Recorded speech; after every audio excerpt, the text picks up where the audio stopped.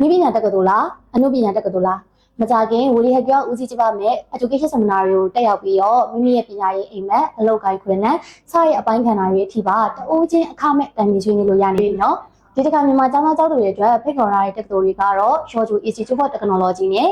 တုံက Institute of Media Arts တို့ပဲဖြစ်ပါရဲ့ရှင် Georgia Institute of Technology ဆိုတာကတော့ Georgia မြို့ကုန်းဆောင်တက္ကသိုလ် college တစ်ခုဖြစ်ပြီးတော့ဝေးရပြီးတဲ့နောက်ပိုင်းမှာအလုပ်တွေတန်းဝင်နိုင်မှုအတွက်လိုအပ်တဲ့ပညာရပ်တွေကိုထိထိရောက်ရောက်နဲ့စနစ်တကျသင်ကြားပေးနေတဲ့ဤပညာ college တစ်ခုဖြစ်ပြီးတုံက Institute of Media Arts ဆိုတာကတော့လီကွမ်ဆူစီကိုအစရှိတဲ့အမှုပညာရှင်တွေပါအဝင်နာမည်ကြီး celebrity ပေါင်းများစွာကိုမွေးထုတ်ပေးနိုင်တဲ့အမှုပညာတက္ကသိုလ်တစ်ခုပဲဖြစ်ပါရဲ့ရှင်ဒီလိုမျိုး Georgia Institute of Technology နဲ့တုံက Institute of Media Arts တို့ကအဓိကတာဝန်ရှိသူတွေကိုလာ